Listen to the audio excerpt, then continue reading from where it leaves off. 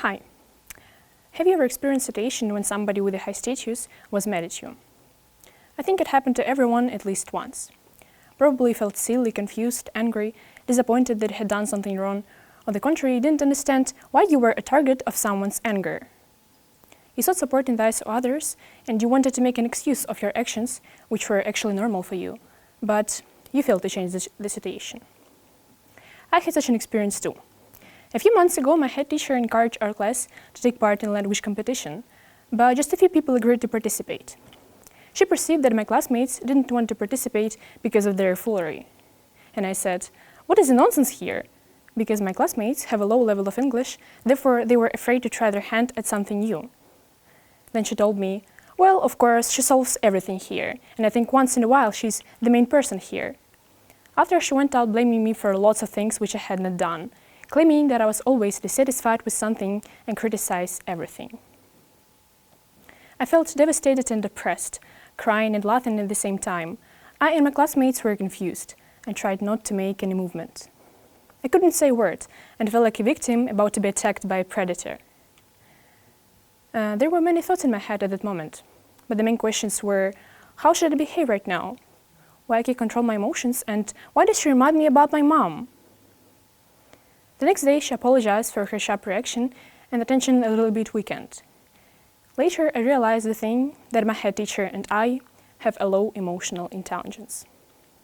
So, what is emotional intelligence? It's an ability to direct your emotions in the right way when you need to focus on something and not to be distracted. There is also the ability to communicate with the people, recognize our emotions, and the ability to understand the feelings of other people. The lessons of emotional intelligence are given to us by parents from early childhood.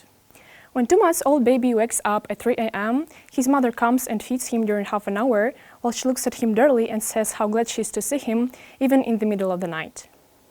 The baby is happy that his mother loves him and falls asleep quietly again. This attitude towards the child is instilled from an early age, and the child realizes that he can trust people and be relied on, and they will notice his needs and their help can be counted on. Then in the kindergarten we help each other when someone cries, show our compassion and care, thereby developing our empathy. At school we get most lessons of emotional intelligence. When one of our classmates broke the glass and his friend stood up for him, but both got punished by a PE teacher. So in adult life, we can't keep a balance, have healthy relationships, and be successful in our career without skills to identify our own emotions and the emotions of people. Emotional intelligence as a driver of success doesn't just apply to our personal life, it applies to the workplace also. People with average IQs outperform those with the highest IQs 70% of the time. High emotional intelligence helps a person become more successful. After all, it helps you to better communicate with the people, easily recognize emotions, find an approach to everyone, and guide people to solutions which are more important for you. In fact, there is a relation between emotions and heart disease. People who often get stressed at work at least once a month have a risk to take heart disease at the age of 50 or even earlier. But people who were seriously ill and not stressed and optimistic about further treatment lived on average 4 years longer than those who were stressed and had almost no support. So there are some ideas on how to control your emotions in several stages. When you have a stressful situation, at first you should label your emotion. What do you feel now? Are you nervous? Do you feel disappointed? Are you sad? Sometimes anger masks our real emotions like shame, embarrassment, frustration, and it's really important what's going on inside of you. Labeling how you feel can help you to take careful notes of those feelings are likely to affect your decisions. Then, reframe your thoughts. Your emotions affect the way you perceive events. If you feel anxious and your mother comes after a school parent meeting and says you to walk up to her, you might assume that she's going to quarrel you for bad grades. Or however, when you're feeling happy at the same situation, your first thought might be that you're going to be praised for your progress. So consider the emotional filter you're looking at the world through. Then reframe your thoughts to develop a more realistic view. Sometimes the easiest way to gain a different perspective is to take a step back and ask yourself, what would I say to a friend who had this problem? Answering this question will take some of the emotions out so you can think more rationally.